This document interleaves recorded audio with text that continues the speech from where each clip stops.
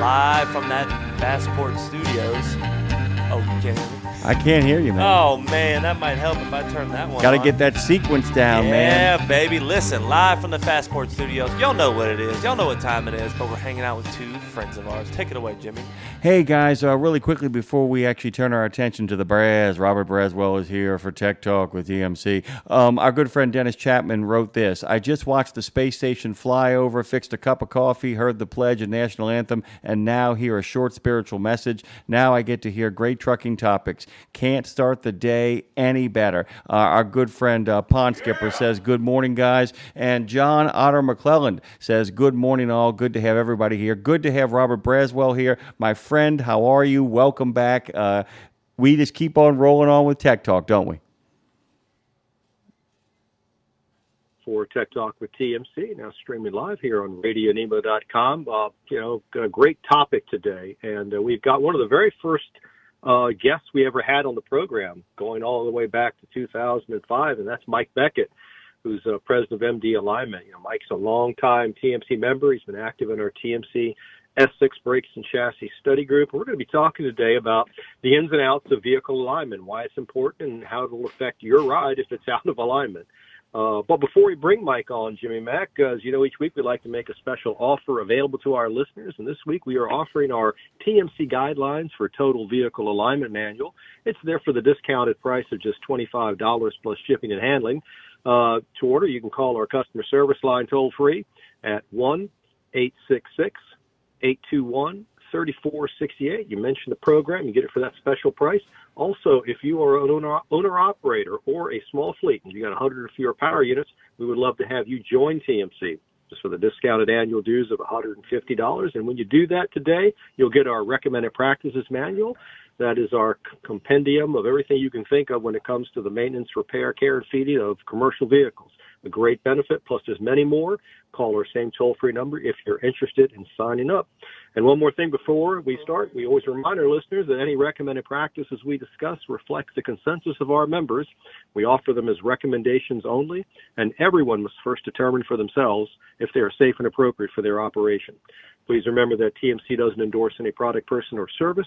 The opinions expressed on the show are those of the individual and not necessarily the opinions of a company, nor TMC, unless stated otherwise. And with all that legal disclaimer out of the way, please welcome to the program Mike Beckett. Good morning, Mike.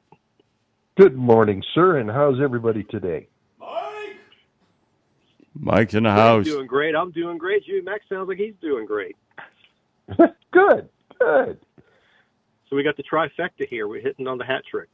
And a shout-out to the Florida Panthers, I guess, who won the Stanley Cup last night. But that being I haven't said, figured that out. How can Go the ahead. people in the hottest cities in the country that don't understand how to make ice win so many hockey games? just lucky, I guess. I guess.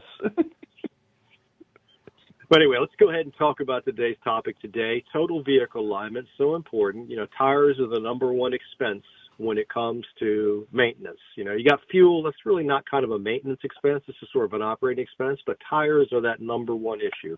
And so expensive now and getting more expensive. And whenever the price of oil goes up, of course, tires are almost all petroleum, so that's going to go up too.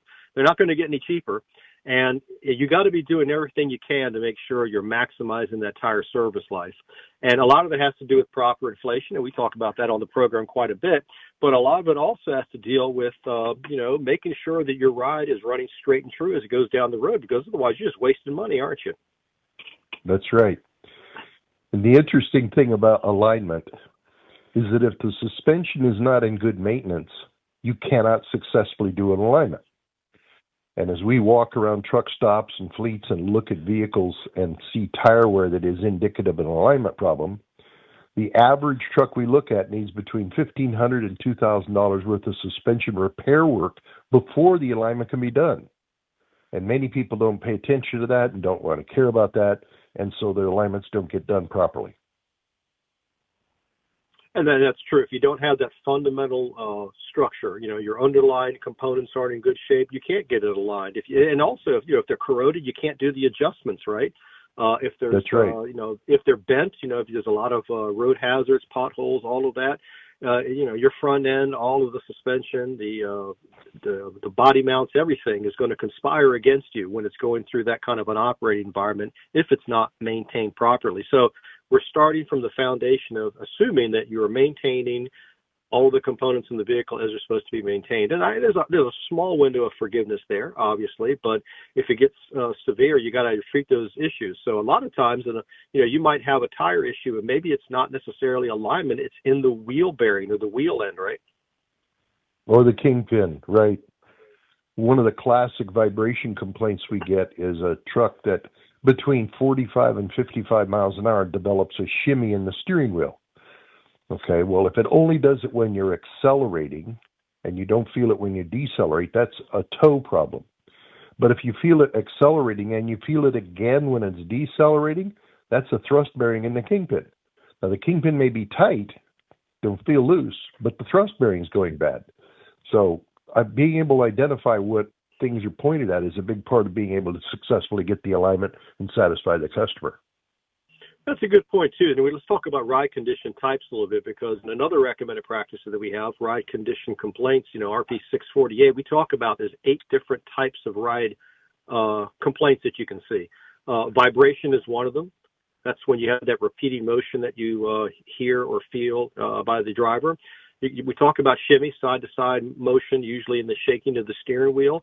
And there's harsh ride, handling issues, pitch or back slap, stability, bounce or hop. And one that we recently identified, which is called vehicle hard to recover, that's when the vehicle doesn't recover after a turn, or it's darting or it's oversteering. But each of those has a different mechanical underlying issue there. So, take a look at, for example, a vibration. You could have driveline angularity and runout that could be causing that. Would have nothing to do with the kingpin or the wheel end or the alignment. But, it feels as if there's a problem in that direction. Really makes that differential diagnosis so important that you make sure you bring your vehicle to somebody that knows the differences there and they can work that through for you. So otherwise, you're not just wasting money changing parts. That's right. That's right. You got to know what you're doing. Otherwise, you're just throwing parts at it and spending money. Another one that comes up a lot is, like you say, shimmy. You say road induced, but there's also brake induced, right? And speed induced. Mm-hmm. And you talked a little bit about, if it's, it's toe or not toe, it'll kind of tell you a little bit of that. But it's not necessarily just the kingpin or whatever. It could be the tires and wheels causing the shimmy, right? What if you've got like a rim issue, a bent rim, or maybe there's some sort of an imbalance there? That could be an issue. Maybe engine mounts, right? And it could be something in the front suspension. Yes, all of that stuff ties together. You have a holistic system that pulls all the pieces together. You get some hints about where you feel a vibration first. If you feel it first developing in the steering wheel, then you tend to look at the front end of the truck. If you feel it first developing in the seat and feet, then you have to look at the driveline of the truck. That one fundamental step will get you aimed in the right direction. Then there's more steps after that in the Venmo, not the Venmo. I lost the name of that chart. VIN chart? Yeah, the diagnostic chart, basically. That's good enough. So, yeah, let's talk a little bit about some of the terms that we hear used when you go in for an alignment. We just talked about the term toe. Let's define for the listening audience exactly what toe is. If the two tires on any axle are running perfectly parallel with each other, then there is no toe. If the front of the tires are closer together than the back of the two tires are, then they're towed in. If they're towed out, the front of the tires are further apart. Now, you can simply look at your feet sitting on the ground, and if you put the toes in closer to each other, that's towed in, and if you put the toes away from each other, that's towed out. And any axle... Go ahead. Any axle can and will have some toe. And actually it should in a proper specification. There will be a little bit of that. And we typically designate that toe in as positive and that toe out as negative. Let's talk a little bit about what some of the other terms are, and then maybe we can talk about some of the specifications you should shoot for in general when it comes to an alignment. So we hear about scrub or skew or parallelism. What exactly is that? Usually that's talking when you have two drive axles in the vehicle. If they are perfectly parallel with each other, there's no scrub angle between the two. if there's a slight coning effect, in other words, the drive axles are closer together on one side of the truck than the other, that creates a scrub angle or a cone, and that creates handling and tire wear issues. Some of that is desirable and some of it's not, depending on the surface of the road you're running on. Yeah, and that tire wear that you see from, let's say, a tandem scrub, right? That'll probably happen on the leading edge of the steer tires, right? Like an inside-outside pattern? Yeah, if the two axles in the back are narrower on the passenger side than the driver's side, it's like laying down a red Solo cup on its side and rolling it. The Solo cup will roll toward the narrow side, while the drive axles do the same thing. So if you have narrow on the passenger side, the truck's going to want to go to the right. The driver's going to turn the steering wheel to the left to try and keep it on the road. And so you slide your two steer tires down the road in a left-hand turn. And that wears out the outside of the right front tire and the inside of the left front tire. And another term that we hear, we talked about toe. You also hear about camber and caster. Let's talk a little bit about camber first. What exactly is camber? If you take two tires, and again, this can be on any axle, and if they're both perfectly straight up and down to each other, there is no camber. If the tops of the tires are leaned in toward each other, that is positive camber. If the tops are negative camber. If the tops of the tires are leaned away from each other, it's positive camber. Now, as you load a truck, let's say you have zero camber in all your axles. As you load the truck, the axles will flex down with the load, and the tops of the tires will come in.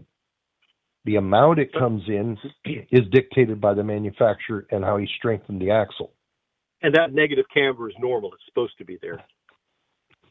Well, it depends on the axle you're talking about.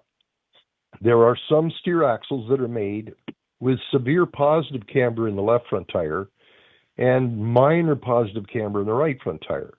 And as you load the truck, the right front tire will come toward a negative camber, and the left front tire will actually come to a vertical. That's called a bias cambered axle.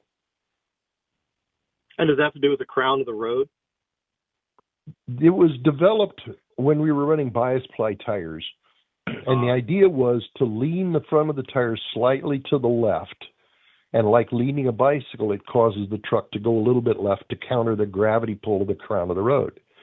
As we've gone to radial tires, which have a softer sidewall, the effect of this lean is much reduced, and generally it doesn't give you as much benefit as we used to get when we had bias ply tires. Right. Those are the fabric tires. Basically, they didn't flex as much. They were more rigid, I guess, on the sidewalls. That's great correct. if you wanted to curb a tire, but overall the radials are much better. Right. So camber, if you're using your foot example, a camber, if you're standing on 2 feet and you go like ankles out, that kind of would be positive camber. If you go ankles in, that would be negative camber. Right. Bow-legged and knock-kneed. Right. There you go. Good example. Let's talk about caster, because that's another one that you hear often when you take a look at your alignment specification report. Okay. Caster and pinion angle are both the same thing. Caster's on a steer axle, and if the kingpins are perfectly straight up and down relative front to back, there's zero caster. The more you lean the top of the kingpin back or the bottom of the kingpin forward, the more positive caster you have, like the front fork on a motorcycle. Right. On the drive axles, tilting the axle up in the front or down in the front is what sets the pinion angle. So when you're talking about pinion angle and caster, you're talking on both types of axles, how much it's leaning up in the front or down in the front. So if you get too much positive caster, I imagine you could probably get a shimmy, right? Maybe a little bit of excessive steering effort developed? In trucks, now that shimmy with excessive caster is something that we see in independent suspension on cars. On trucks, the higher the positive caster is in the front end of the truck, the rougher the truck rides. It also tends to accelerate tire wear. Overall pattern, no particular pattern, but overall wear rate increases the more we have positive caster. So we tend to try and keep the caster as low as we can. Now, the function of caster is to make the truck want to drive straight. And if you turn away from straight, it makes it want to return to straight. So we want enough return to center, so we need a little caster for that. But then as you jack it up higher and higher, the truck becomes rougher and rougher to drive. Gotcha. And one other term that we see also is thrust angle or square. Yes. Let's talk about that. It seems sort of self-evident, but let's go ahead and cover it. Okay, well, we're back to talking about a drive axle. When thrust angle is discussed, you have to have an axle with power in it. If the axle is perfectly perpendicular to the frame of the truck, then the axle is aimed dead straight ahead and you have zero thrust. If it's aimed slightly to the left or slightly to the right, then you have a little positive or negative thrust. If you aim the axle one way or the other, it's like taking a outboard motorboat and aiming the outboard motor to the left or to the right, and you get some counter steer out of the drive axle. So setting that correctly gives you the best handling. It also gives you some better tire wear on the steer axle. So if you've got your rig, you're bringing it in for an alignment, what are some of the recommended alignment targets that you generally would recommend for, let's say, the average, over-the-road dry van, pulling trailer, tractor? Okay, now the TMC RP 642 Guidelines for Total Vehicle Alignment gives recommended targets that are generic for all kinds of vehicles. And I was involved in writing those, and I have no argument with them as a general target, okay? Overall, if you go through different truck manufacturers, different tire manufacturers, different alignment equipment companies, you have different preferences that they've put in for various reasons. Now, if we're talking about what I personally prefer, I want the toe on the front a 1/16 of an inch toed in. And that's pretty standard across the industry. I want the steer axle square to the front of the truck. If it's mounted crooked under the front of the truck, it causes all kinds of steering function problems and tire wear problems. I'd like the caster to be between 2 and 3 degrees positive caster. That gives me enough return to center, but keeps the ride soft enough that the driver doesn't complain every time he hits an expansion seam in the road. Camber is built into the axle. I'm not going to mess with that, so whatever the axle manufacturer says, that's what we're going to run with. On the rear of the truck, we want a slight cone. We want the front drive axle line just a 32nd of an inch worth of a shim to the left, and the rear axle just a 32nd of a shim to the right. That slight cone pushes the truck against the crown of the road, reduces our right pulls. We also want to measure from the frame to the outside of the drive tires on both sides and make sure the drive axle is centered laterally under the truck. Air ride suspensions can be off center, and there's a panhard bar that you can shim to center them, and it's important that they be put in the center. Right. And then, of course, if you got your trailer involved too, you got to make sure that the trailer has zero, what we call scrub or parallelism, right? Because that's going to be pushing you down the road, and you may get that effect in the tractor. Well, the thing we found about trailers over the years, in my experience, is that because the fifth wheel plate is properly greased and the only connection between the truck and the trailer is the pin, is the truck really doesn't know where the trailer is. It just knows where the pin is. Now, if the trailer is severely dog tracking, now you have wind pushing on the side of the trailer, and you will get some steering effect in the tractor. But it takes quite a bit of that angle for that to occur. If you aim both trailer axles perfectly straight with the trailer sitting on flat ground, when you drive it on a cambered road, and all roads are cambered slightly to the right in North America, gravity will cause the trailer to dog track about 2 inches to the right, and the guy complains about a dog track. You put it back on a flat floor and measure it, say, no, it's right. Well, it's on flat ground. So we tend to skew both drive axles just a slight bit to the left on flat ground, so that when they're on the cambered road, it'll track straight behind you. Because chances are you're going to be on a cambered road. You're going to drive on them here. Now, the one other thing that we found over the years of complaints about dog tracking is if you have a 102 wide trailer tracking behind a standard tractor. All tractors are 96 inches wide on the drive axles. Right. This 102 wide trailer, the axle is 102 inches wide. If you drive it on a standard road and you put your drive tires on the fog line on the right side, the trailer tires are going to hang over 3 or 4 inches, and the guy complains it's dog tracking. Well, it's not dog tracking, just the trailer's wider than the truck. It's the configuration of the rig. Yeah. I can't fix that. Can't fix that. Got a narrower trailer. Nobody wants to do that. That's right. Yeah, that's right. So that's a great overview of all of the different things that you might want to shoot for when you're doing a vehicle alignment. And of course, you want to do a total vehicle alignment. Just don't concern yourself with the steer axle because it's a system, as we talked about. Let's shift gears a little bit and talk about some of the conditions that you might see if the alignment or something else in the suspension and so forth is not quite exactly right. And one of the most common things that we see out there is feather wear. Let's talk a little bit about feather wear and what you can do about it, complaint, cause, and correction. Okay, feathered wear occurs when you slide a tire sideways. As it slides sideways, the road pushes the rib sideways, the leading edge gets worn off. When the pressure's off, the rib pops straight up, and you wind up with a sawtooth across the tire. If you lay your hand palm down on the tread, you slide it across toward the frame of the truck, and then you pull it back across the tread. If it feels sharp one way and smooth the other way, you have feathered wear. If you have feathered wear, you probably have an alignment problem. You got a 95% chance it's alignment.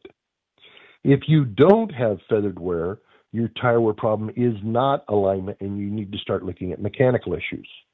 That's the first cut I always get when somebody calls in and says they got a tire wear problem. Is there feathered wear? I don't know. Well, you better go find out because that's the first cut. And then if that feather wear is on both steer tires in the same direction, that probably indicates a drive axle issue, right? That's exactly correct. That's the guy counter steering to fight whatever pull is in the truck. And so the tires, one side develops a smooth in tire wear, the other side develops a smooth out tire wear. If they're both smooth in, if they're both feel smooth sliding your hand toward the frame, that's toe in. If they're both smooth sliding out, that's toe out. And I don't have to worry about anything else. I just got to set the toe to get rid of that problem. If one front tire, if one front tire feels perfectly smooth, I don't see any feathered wear, but the other tire has feathered wear.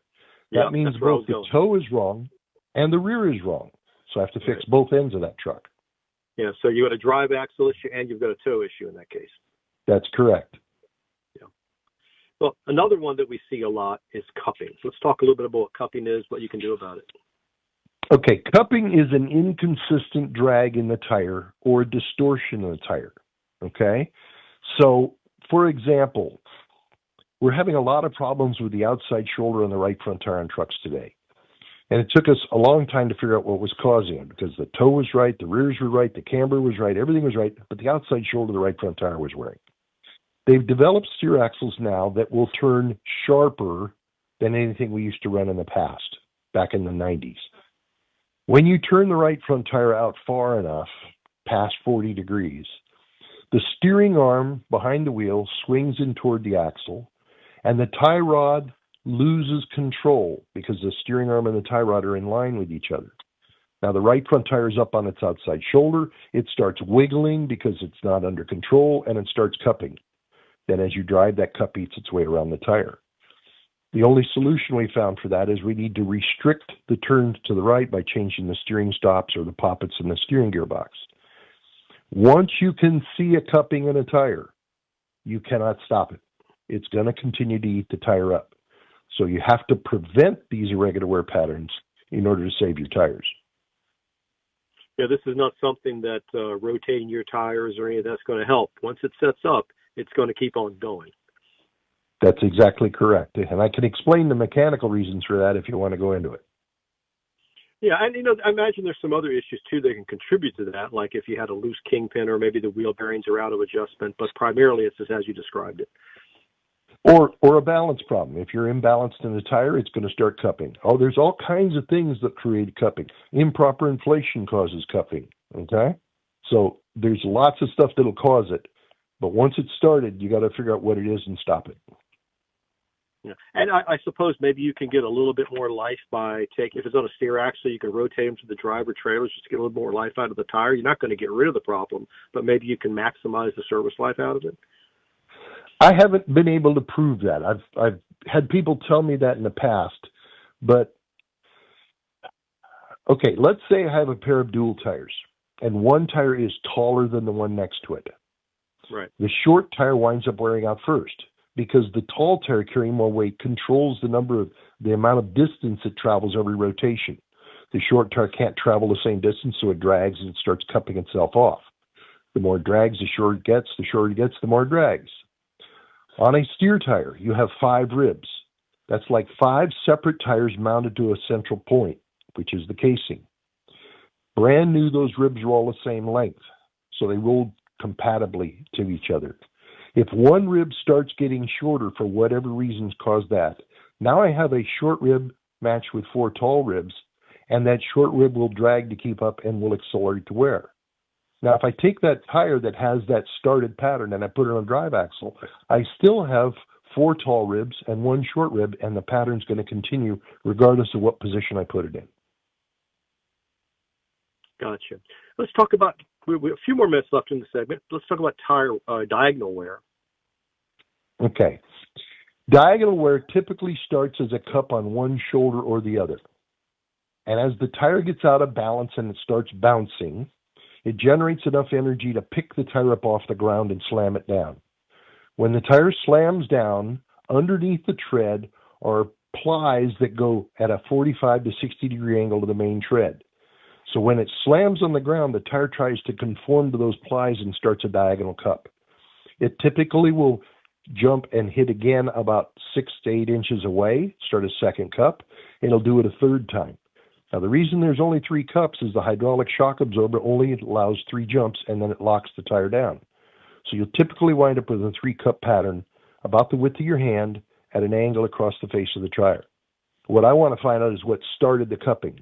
Was the wheel bearing loose? That caused it. Was the tire out of balance? And that caused it. Because the diagonal wear is not a problem in the tire. It's a problem that was caused to the tire. And is there a way to correct that? Prevention.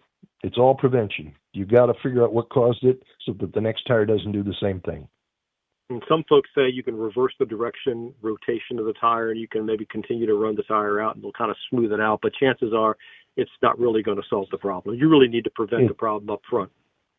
Yeah, once it starts cupping, once you can look at a tire and see an irregular pattern in the tire tread, it's already done.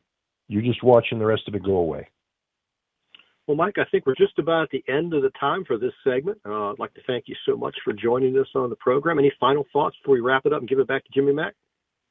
It's always a pleasure to come and join you guys, and I'm interested in this new format, see how everything goes. Hey, I got to tell you, by the way, the only person I actually trust to kind of run their own segment and land the plane properly has got to be the Braz. Big thanks to Robert Braswell. Thank you, Robert, from the bottom of our hearts for getting the gag and getting the game and being a part of this as we head towards episode 1000. Thank you, Robert. Next week, we're going to be joined by Alan Schaefer to talk about the future of diesel on Tech Talk with TMC.